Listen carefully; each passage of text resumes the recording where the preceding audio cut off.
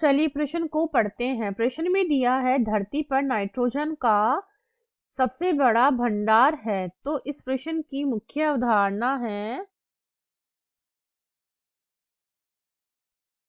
प्रश्न की मुख्य अवधारणा है नाइट्रोजन स्थिरीकरण।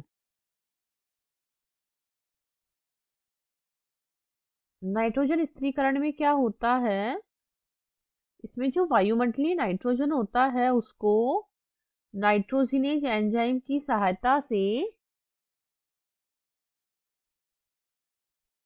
नाइट्रोजिनेज एंजाइम की सहायता से अमोनिया में परिवर्तित किया जाता है। ये क्रिया नाइट्रोजन स्थिरीकरण कहलाती है। तो हमारे प्रश्न में पूछा गया है धरती पर नाइट्रोजन का सबसे बड़ा भंडार क्या है, वो है वायु। तो जो हमारी नाइट्रोजन होती है वो धरती पर, नाइट्रोजन धरती पर अमोनिया,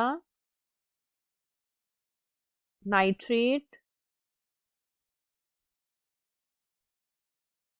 नाइट्रेट व नाइट्राइट के रूप में रहती है।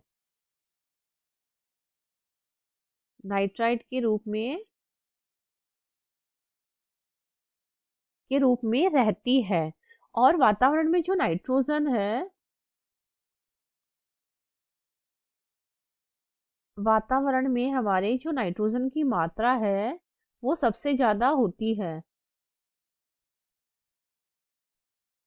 वो 78% होती है। और भी गैसें उपस्थित होती है, जैसे कार्बन डाइऑक्साइड हुई, ऑक्सीजन हुआ, हाइड्रोजन, उनकी मात्रा नाइट्रोजन की अपेक्षा कम होती है।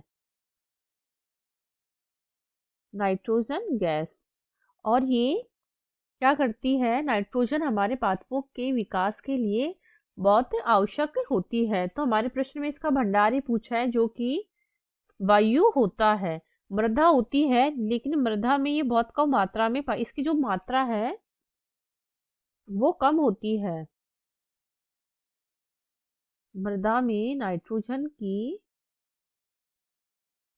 मात्रा कम उपस्थित होती है, सबसे ज्यादा ये वायु में उपस्थित होती है। तो हमारा प्रश्न वायु हो जाएगा, बाकी के विकल्प कट जाएगा। वायु। आशा करती हूँ आपको इस प्रश्न का हल समझ में आया होगा। धन्यवाद।